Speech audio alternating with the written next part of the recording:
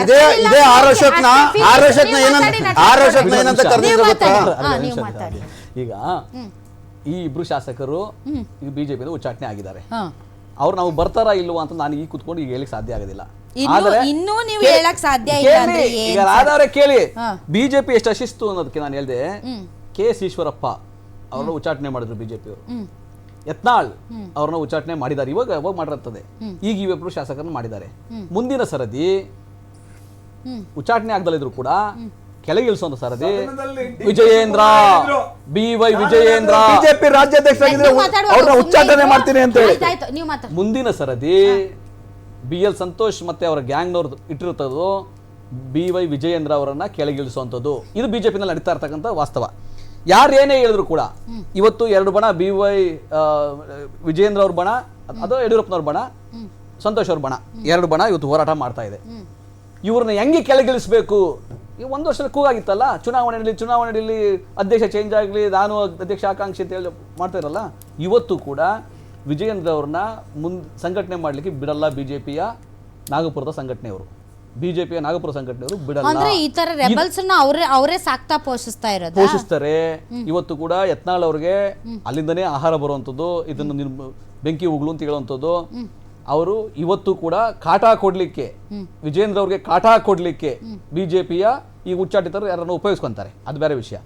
ನಮ್ಮಲ್ಲಿ ಸರ್ಕಾರ ಏನಿದೆ ಗೊತ್ತಾ, 138 ಶಾಸಕರಿದ್ದಾರೆ. ಯಾರ ಅಗತ್ಯ ಕೂಡ ಇಲ್ಲ. ಬಿಜೆಪಿ JDS ನಿಂದ ಅಗತ್ಯ ಬರ್ತೀವಿ ಅಂತ ಕ್ಯೂನಲ್ಲಿ ಇಟ್ಟಿದಾರಲ್ಲ, ಯಾರ ಅಗತ್ಯ ಕೂಡ ಇವತ್ತು ನಮ್ಮ ಸರ್ಕಾರಕ್ಕೆ ಇಲ್ಲ. ಯಾಕಂದ್ರೆ ಇರ್ತಕ್ಕಂಥ ಶಾಸಕರು ಜನಬೆಂಬಲದಿಂದ ಬಂದಿರತಕ್ಕಂಥವ್ರು ವಿರೋಧ ಪಕ್ಷದಲ್ಲಿದ್ದೇ ಕೆಲಸ ಮಾಡಲಿ, ತೊಂದರೆ ಇಲ್ಲ. ಬಿಜೆಪಿ JDSನ ಶಾಸಕರು ಅಲ್ಲೇ ಮಾಡಲಿ. ಚುನಾವಣಾ ಸಮಯದಲ್ಲಿ ನಿಜವಾಗ್ಲೂ ಅಗತ್ಯ ಬಿದ್ದರೆ ಏನು ಸಮೀಕ್ಷೆ ಬಿಜೆಪಿ ಕಚೇರಿಯಿಂದ ಸಮೀಕ್ಷೆ ಮಾಡಿಸ್ಕೊಂಡು ಇವತ್ತು ಖುಷಿ ಪಡ್ತಾರಲ್ಲ, ಅದರಿಂದ ಉಪಯೋಗ ಬರಲ್ಲ. ಇನ್ನು ಉಪಚುನಾವಣೆ ನಡೆದು ಇನ್ನು 3 ತಿಂಗಳಾಗಿದೆ. ಉಪಚುನಾವಣೆ ನಡೆದು 3 ತಿಂಗಳಾಗಿದೆ. 3 ಕ್ಷೇತ್ರಗಳಲ್ಲಿ JDS ಮುಗಿಸಿ, ಬಿಜೆಪಿನೂ ಮುಗಿಸಿ, ಗ್ಯಾರಂಟಿ ಯೋಜನೆಗಳು ಕಾಂಗ್ರೆಸ್ನ ಕೈ ಹಿಡಿದವೆ.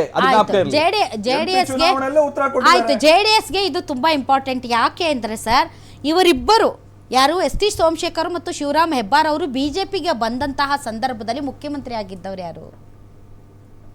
ನಮ್ಮ ಕುಮಾರಸ್ವಾಮಿ ಅವರು, ಹೌದಲ್ಲ ಸರ್? ಸೊ ಕುಮಾರಸ್ವಾಮಿ ಅವರು ಪಾಪ ಅದೆಲ್ಲೋ ಫಾರಿನ್ಗೆ ಹೋದಂಥ ಸಂದರ್ಭದಲ್ಲಿ ಅವ್ರಿಗೆ ಗೊತ್ತಿಲ್ಲದೆ ಇರೋ ಹಾಗೆ ಈ ಥರ ಹಾರಿ ಹೋಗಿ ತುಂಬ ದೊಡ್ಡ ಆಘಾತ ಕೊಟ್ಟಿದ್ದು ಯಾರಿಗೆ? ನಮ್ಮ ಕುಮಾರಸ್ವಾಮಿ ಅವರಿಗೆ.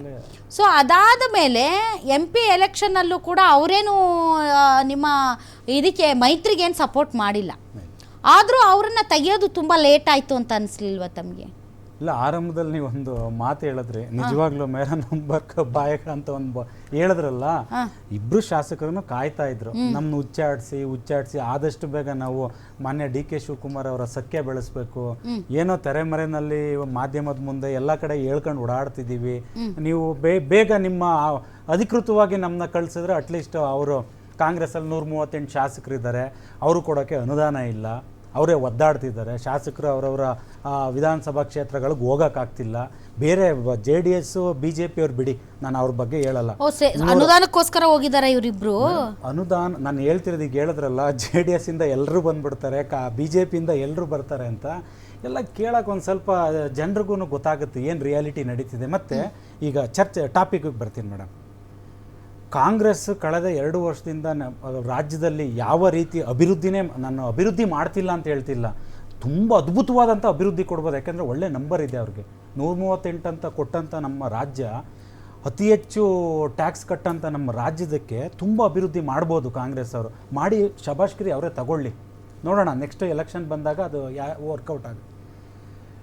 ತಿಂಗಳಿಗೊಂದು ವಾರಕ್ಕೊಂದು ವಿವಾದಾತ್ಮಕವಾದಂಥ ಅಭಿವೃದ್ಧಿ ವಿಚಾರದಲ್ಲಿ ಟಾಪಿಕ್ಗಳನ್ನ ಕೊಡ್ತಿದ್ದಾರೆ. ಎಲ್ಲೋ ಮಾನ್ಯ ST ಸೋಮಶೇಖರ್ ಅವರು ಸಹಕಾರ ಕ್ಷೇತ್ರದಿಂದನೇ ಬಂದಂಥ ಹಿನ್ನೆಲೆ ಒಂದು ಇರೋಂಥ ಒಂದು ವ್ಯಕ್ತಿಗೆ ಯಶವಂತಪುರ ವಿಧಾನಸಭಾ ಕ್ಷೇತ್ರದಲ್ಲಿ ಮಾಡಲಿಕ್ಕೆ ಸುಮಾರು ಕೆಲಸಗಳಿದೆ.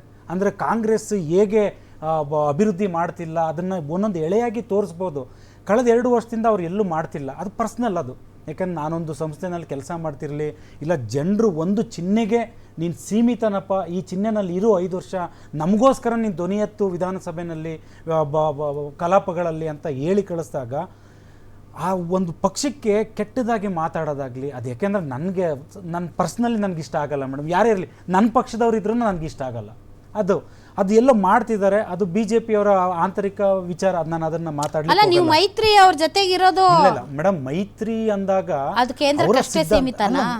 ಕೇಂದ್ರ ರಾಜ್ಯ ಅಂತಲ್ಲ, ಅವ್ರವ್ರಿಗೆ ಅವರ ಸಿದ್ಧಾಂತ ಬೇರೆ ಇರುತ್ತೆ, ನಮ್ಮ ಸಿದ್ಧಾಂತ ಬೇರೆ ಇರುತ್ತೆ. ಇವತ್ತು ಮೋದಿ ಅವರ ಸಂಪುಟದಲ್ಲಿ ಕುಮಾರಣ್ಣವ್ರು ಸಚಿವರಾಗಿದ್ದಾರೆ, ಎಲ್ಲ ಒಂದು NDA ಭಾಗವಾಗಿದ್ದೀವಿ. ಹಾಗಂತ ನಾವು ಬಿಜೆಪಿ ಆಂತರಿಕ ವಿಚಾರದಲ್ಲಿ ನಮ್ಗೆ ಅವಶ್ಯಕತೆ ಇಲ್ಲ.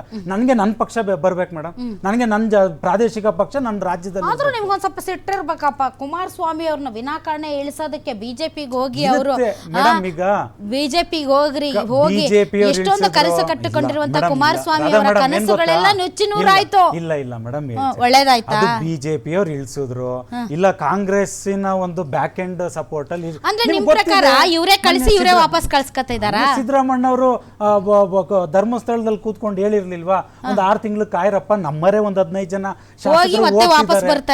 ಮಾಡೋಣ. ಯಾಕಂದ್ರೆ ಸಿದ್ದರಾಮಣ್ಣ ಅವ್ರಿಗೆ ಒಂದು ಡಿಫ್ರೆನ್ಸಸ್ ಇತ್ತು. ಹೇಳ್ತೀನಿ ಇಲ್ಲ ಮೇಡಮ್, ಏನ್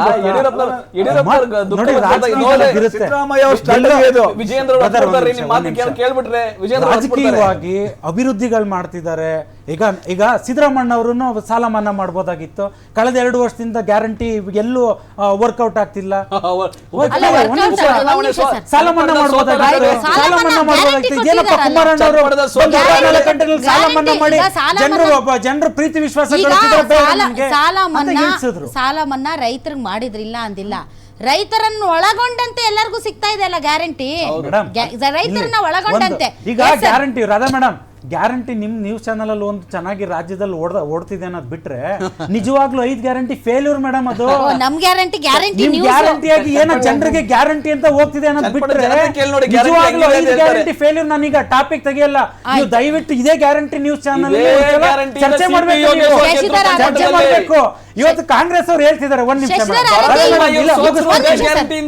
ಮೇಡಮ್ ಮುಗಿಸ್ಬಿಡ್ತೀನಿ. 138 ಶಾಸಕರು ಒಂದು ಬಸ್ಸಲ್ಲಿ ತುಂಬಿಕೊಂಡು ಒಂದು ಸ್ಟಾಪ್ಗೆ ಹೋಗಂಗಿಲ್ಲ.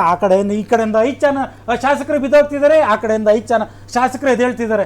ಎಲ್ಲಿ ಮೇಡಮ್ ಅನುದಾನಕ್ಕೆ ದುಡ್ಡಿಲ್ಲ? ನಾವ್ ಎಲ್ಲಿ ಬಿಜೆಪಿ ಅಧಿಕಾರಕ್ಕೆ ಬಂದಾಗಿಂದ ಸರ್ ಇಷ್ಟು ಕ್ವೈಟ್ ಕಾಮನ್ ಆಗ್ಬಿಟ್ಟಿದೆ ಅಂದ್ರೆ, ಒಂದ್ ಪಕ್ಷಕ್ಕೆ ಹೋಗೋದು, ಅಲ್ಲಿ ಗೆಲ್ಲೋದು, ಅರ್ಧಕ್ಕೆ ಆ ಪಕ್ಷ ಬಿಡೋದು, ಇನ್ನೊಂದು ಪಕ್ಷಕ್ಕೆ ಬರೋದು, ಈ ಪಕ್ಷದಲ್ಲಿ ಗೆಲ್ಲೋದು, ಅವ್ರಾಗ ಅವ್ರು ರಾಜೀನಾಮೆ ಕೊಡಲ್ಲ, ಶಾಸಕ ಸ್ಥಾನ ಹೋಗ್ಬಿಡುತ್ತೆ, ಕಾಯೋದು ನನ್ನ ಯಾವಾಗ ಇವರೇ ಪಕ್ಷದಿಂದ ಉಚ್ಚಾಟನೆ ಮಾಡಲಿ ಅಂತ ಬಾಯಿಗೆ ಬಂದಂಗೆ ಬೈಯೋದು, ಏನು ಬೇಕೋ ಎಲ್ಲ ಮಾಡೋದು, ಕೊನೆಗೆ ಇವ್ರಿಗೆ ತಡ್ಕೊಳಕ್ಕಾಗದೆ ಅವ್ರನ್ನ ಉಚ್ಚಾಟನೆ ಮಾಡೋದು. ಇದು ಇಷ್ಟು ಕ್ವೈಟ್ ಕಾಮನ್ ಆಗಿಬಿಟ್ಟಿದೆ ಅಂತಂದರೆ, ಇವತ್ತು ಬೆಳಗ್ಗೆ ಇಲ್ಲಿರ್ತಾರೆ, ನಾಳೆ ಎಲ್ಲೋಗ್ತಾರೋ ಗೊತ್ತಿಲ್ಲ. ಹಾಗಂತ ಈ ಗಯಾರಾಮ್ ಅಂತ ಪಕ್ಷಾಂತರ ನಿಷೇಧ ಕಾಯ್ದೆ ತಂದರು. ಅದು ತಂದರೂ ಕೂಡ ಇವರಿಗೆ ಕಾನೂನಿನಡಿಯಲ್ಲಿ ಹೆಂಗೆ ತಪ್ಪಿಸ್ಕೋಬೇಕು. ಇವಾಗ ಕಳೆದ ಬಾರಿ ಏನು ಸ್ಪೀಕರ್ ಇದು ಮಾಡಿದ್ರಲ್ಲ, ಅವ್ರನ್ನ ಅನರ್ಹ ಮಾಡಿದ್ರಲ್ಲ, ಆ ಟೈಮಲ್ಲಿ ಏನೇನು ಮಾಡಿದ್ರಂತ ನಮ್ಗೆ ಗೊತ್ತಿದೆ. ಸೊ ನೀವು ಹೆಂಗೆ ಈ ಪಕ್ಷಾಂತರ ನಿಷೇಧ ಕಾಯ್ದೆ ತರ್ರಿ, ಏನೇ ತರ್ರಿ, ಈ ಒಂದು ಗಯಾರಾಮ್ ಸಂಸ್ಕೃತಿ ಅಂತೂ ಇದು ಯಾವತ್ತಿಗೂ ಕೂಡ ಇದು ನಿರ್ಮೂಲನೆ ಆಗೋದಿಲ್ಲ.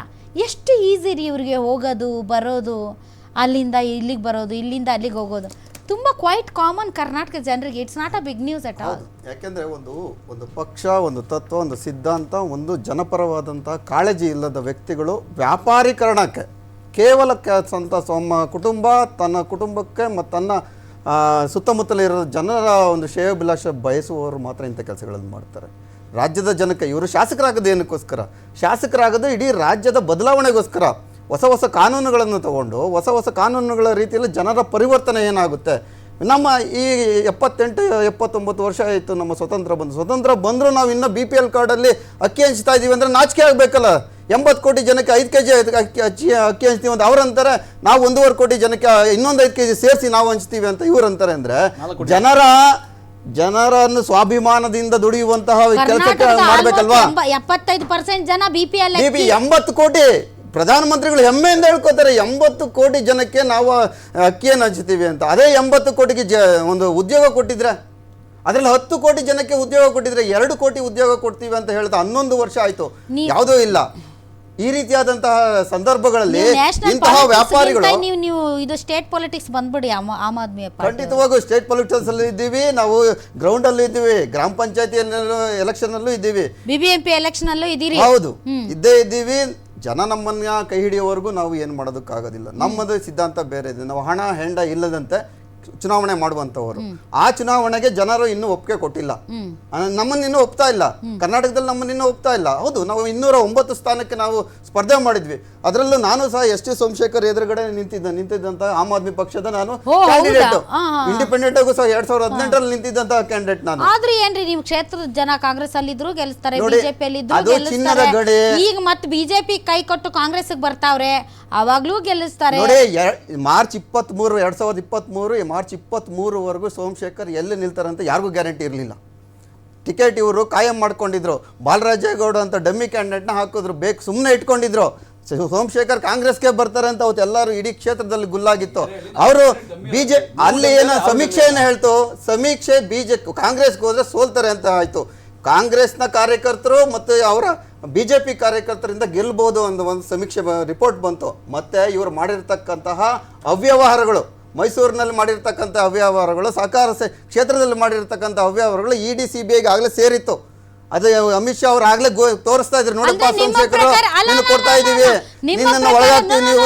If it is the case ಅನ್ನೋದಾದ್ರೆ, ಈಗ ಅವರ ಅವ್ಯವಹಾರಗಳ ಬಗ್ಗೆ ಅವ್ರಿಗೆ ಬ್ಲಾಕ್ ಮೇಲ್ ನಡೀತಾ ಇತ್ತು ಅನ್ನೋದಾದ್ರೆ ಅವ್ರು ಬರ್ಲೇಬಾರ್ದು ಕಾಂಗ್ರೆಸ್ಗೆ. ಬಿಜೆಪಿಯಲ್ಲಿ ಇದ್ರೇನೆ ಅವ್ರು ಸೇಫ್ ಆಗಿರ್ತಿದ್ರು. ನೀವು ಎರಡೇ ತಿಂಗಳಲ್ಲೇ ಶಿವರಾಮ್ ಹೆಬ್ಬಾರ್ ಅವ್ರ ಬಗ್ಗೆ ಹೆಚ್ಚಿನ ಮಾಹಿತಿ ಇಲ್ಲ. ಆದ್ರೆ ಎಸ್ ಟಿ ಸೋಮಶೇಖರ್ ಅವರಿಗೆ ಇಡಿ ಸಿಬಿಐ ಕುಣಿಕೆ ಆಗ್ಲಿಲ್ಲ ಅಂದ್ರೆ ಕೇಳಿ, ಇದೇ ವೇದಿಕೆಯಲ್ಲಿ ಕರ್ಕೊಂಡ್ಬಂದು ನಾನು ಹೇಳ್ತೀನಿ. ಹೌದು, ಖಂಡಿತವಾಗಿ 2-3 ತಿಂಗಳಲ್ಲಿ ಇಡಿ ಸಿಬಿಐ ರೈಡ್ ಆಗೇ ಆಗುತ್ತೆ. ಅವ್ರನ್ನ ಜೈಲ್ ಕಟ್ಟುವ ಕೆಲಸವನ್ನು ಬಿಜೆಪಿ ಮಾಡೇ ಮಾಡುತ್ತೆ. ಯಾಕಂದ್ರೆ ಬಿಜೆಪಿ ನೈತಿಕತೆ ಹೊಂದಿರತಕ್ಕಂಥ ಪಕ್ಷ ಅಲ್ಲ. ಅದು ಕೇವಲ ರಾಜಕಾರಣಕ್ಕೋಸ್ಕರ, ರಾಜಕೀಯಕ್ಕೋಸ್ಕರ, ಈ ದೇಶವನ್ನು ಅಶೋಕ ಸಾಮ್ರಾಟನಂತ ಆಳುವುದಕ್ಕೋಸ್ಕರ ಹುಟ್ಟಿರ್ತಕ್ಕಂಥ ಪಕ್ಷ. ಪಕ್ಷದ ನಾಯಕ ಅಶೋಕ್ ಅವರೇ, ಅವರು ಅಶೋಕನವರನ್ನ ಇದೇ ಸೋಮಶೇಖರ್ ಅವರು ಸಾಮ್ರಾಟನ ನೀನು ಅಶೋಕ ಕೇಳಿದ್ದೀರಿ, ನೀವು ಹೇಳಿದ್ರಿ, ನೀವೇ ಅಲ್ಲ ರಂಗಣ್ಣವ್ರ ಜೊತೆ ಕೂತ್ಕೊಂಡು ಅವತ್ತು ಮಾತಾಡಿರ್ತಕ್ಕಂಥದ್ದು ನಾವು ನೋಡಿದ್ದೇವೆ. ಆದರೆ ಅವ್ರದ್ದೇ ಜೊತೆಗೆ ಹೋಗಿ ಈಗ ಹೇಳ್ತಾರಲ್ಲ, ಯಾರೋ ಅಳಿನ ಕಾಲು ತೊಳ್ಕೊಂಡು ಕನ್ಯಾದಾನ ಮಾಡಿಕೊಡ್ತಾರಲ್ಲ, ಹಂಗೆ ಮಾಡಿಕೊಟ್ರು ಬಿಜೆಪಿನವರು. 3 ವರ್ಷ ಅವರಿಗೆ ಚಿನ್ನದ ತೊಟ್ಟಿಲಿನಲ್ಲಿ ಇಟ್ಕೊಂಡು ಸಾಕಿದ್ರು. ಆದರೆ ಏನು ಮಾಡ್ತು, ಅವ್ರ ಬುದ್ಧಿಯನ್ನು ಅವ್ರ ಚಾಳಿನ ತೋರಿಸ್ತು. ಹಂಗಾದ್ರೆ ಸೋಮಶೇಖರ್ ಅವರ ವಿರುದ್ಧ ಹಲವಾರು ಅವ್ಯವಹಾರಗಳ ವಿಚಾರ ಮುನ್ನೆಲೆಗೆ ಬಂದಿತ್ತು ಅನ್ನೋದಾದರೆ ಅವರು ಬಿಜೆಪಿನ ಬಿಡೋದು ಒಂದು ರಾಂಗ್ ಮೂವ್ ಆಗ್ಬೋದು. ಒಂದು ವೇಳೆ ನಮ್ಮ ಶಶಿಧರ್ ಆರಾಧ್ಯ ಅವರು ಹೇಳೋದೇ ನಿಜ ಆದರೆ, ನಾನಲ್ಲಪ್ಪ ಅವರು ಹೇಳೋದು ನಿಜ ಆದರೆ, 2 ತಿಂಗಳಲ್ಲಿ ಇಡಿ, IT, CBI ಯಾವುದೋ ಒಂದು ಏಜೆನ್ಸಿ ಬಂದು ರೇಡ್ ಮಾಡುತ್ತೆ. ಹೌದಾ ಸರ್? ಖಂಡಿತವಾಗೂ ಮಾಡುತ್ತೆ. ಇನ್ನೊಂದು ಹೇಳ್ತೀನಿ ಕೇಳಿ,